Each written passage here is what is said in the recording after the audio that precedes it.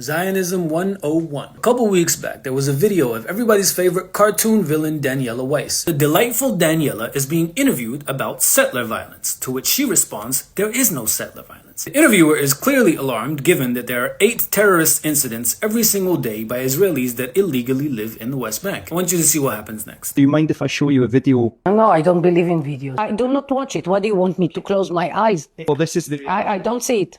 This is the reality. I don't see it. You can show it to your audience. I do not see it.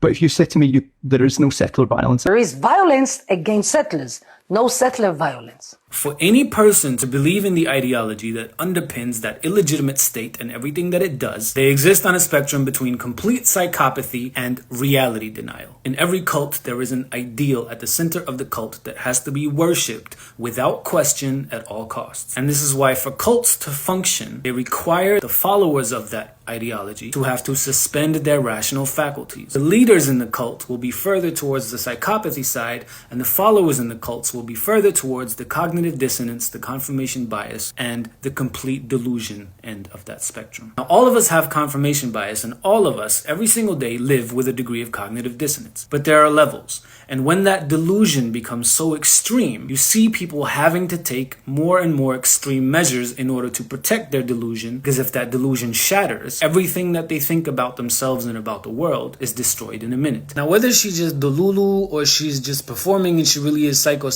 which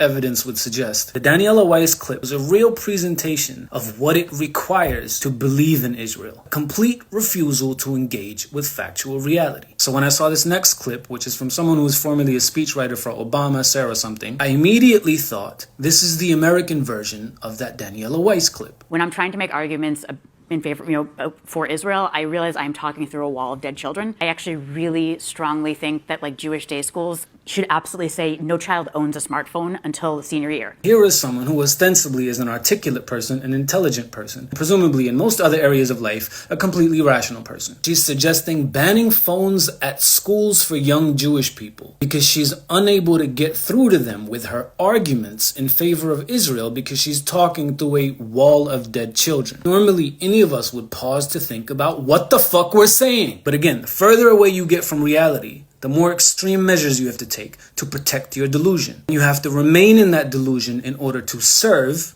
the ideal at the center of the cult. Whether it's an American, it's an Israeli, or it's a European. These 2 clips are a great example of ideologically what it takes for a person to continue to engage in reality denial, to continue to support that fraud of an illegitimate genociding state.